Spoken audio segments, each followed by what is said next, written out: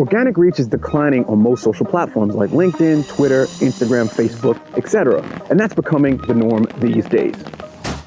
That also means your engagement is probably suffering too. Unfortunately, engagement is extremely important in converting all of your followers into actual customers and clients. Find out how you can improve your declining engagement on social media on this episode on This Week in Marketing.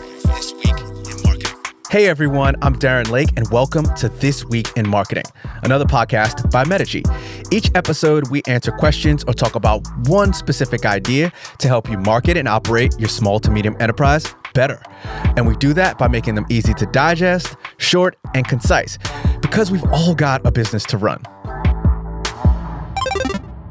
In this 4-part series about content, we'll walk you through how to create better content and engage more with your followers. I'll be joined by Metigy's own content coordinator, Joyce Cabanilla. Joyce possesses the magical ability to pair analytics with online relationships and behaviors. She has worked for over 5 years as a marketing sales consultant and content curator in the fashion, travel, and arts industries. All of this allows her to better understand and create educationally entertaining content for her clients and customers.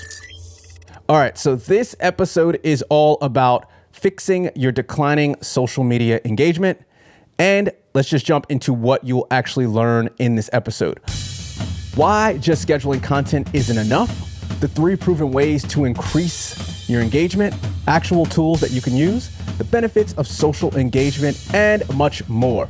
Let's get into the convo with Joyce and me. All right, this is a big problem in the marketing and small business area. Your social media engagement is declining. What do we do about that? How do we fix it? So there are 3 points that you can do to increase your engagement with people online. So the first point is to find a way to get an engagement or to find a way to have a response from them. Something that's engaging, ask some questions, like create high quality content like videos that would usually stop them from scrolling through their phones. And for the third one, just find something that's just completely interactive, something that's fun, something that doesn't seem too formal and, is just a way for them to feel comfortable enough to reach out and, voice out their own opinions. Yeah. All right, great. I'm going to jump in and get a bit deeper in the weeds on that. That was really good. Mm-hmm. So on the first one, connection, getting a response from them. That's similar to the last one, which is interacting. Mm-hmm. But you want to evoke an emotion out of them so that they go, oh, cool. Obviously if they stop and watch it is great. If they double tap it or whatever they're doing, they like it is great. They comment, they share, you want them to do all that. But the content at the core, we can kind of go to the fundamentals of this. The content at the core needs to resonate to your audience for whatever your objective is, for whatever your industry is. So I'll take the example of my brand, D-Lake Creates, which is a running, endurance sports, cycling, lifting weights type of brand. And obviously I'm fortunate enough to have action-based things that happen. So me running, I've got cool action cameras that get my feet running and the scenery, and I can get cool flying shots and stuff. So that immediately will get a connection because the content is something that people want to see. I could easily post about, me being annoyed that there was a bird chirping outside of my house, which is a silly thing to be annoyed at.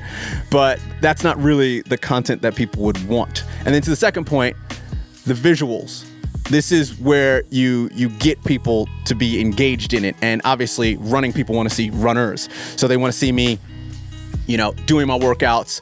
I try to get different angles. I got cool cameras that can do that now. If you just have a smartphone with a decent camera, go outside and film your stuff. Obviously, I'm a run brand, so fortunately, we can go outside.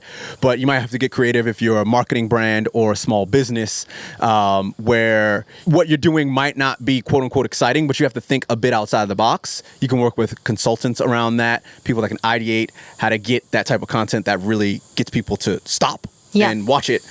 And then the third point is interactivity. And I know we were talking about this earlier, but if you're using Instagram, which is a big platform I use because it's a very visual platform, you can use stickers. And those are, what are the stickers? Yeah, so there are a few things on stickers that you can use for your Instagram audience.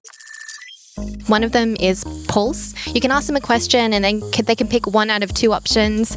And that can also give you an understanding on what type of content they would like, or, their preferences to whatever you're working on in the future for your business. So that's polls. You have multiple choice on there. Questions. Yeah, you have questions that you can ask them. Cutesy GIFs. They have music on there. Make use of that as well, because, if you have good beats on there, it's most likely that they would enjoy it a little bit and bop a little while they're scrolling through. What about LinkedIn? Going to jump in because, a lot of people probably on LinkedIn, that's a good place where they can get leads and network and connect via quote unquote social media. Yeah. So does LinkedIn have stickers and all that?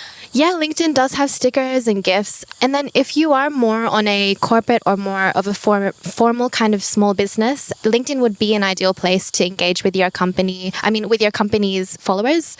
You have polls on there. You can ask them questions. Find something that would be engaging enough for them to stop and, pull out their own ideas to share with you. Because once you start a conversation, there's going to be a lot of inspiring ideas and dot points that you can pull out from it and roll on through for your next ideation period and content. So yeah, it's really important to use those polls and use all of those engagement features that all of your social media platforms have. Yeah. Great. Thank you very much. From Metigy, you've listened to This Week in Marketing. Again, I'm Darren, and Metigy hopes we helped you find more insights and tips into your business. To find out more about Metigy and get a listener-exclusive 3-month free trial, visit us at metigy.com/podcast. And while you're there, go and check out some more episodes.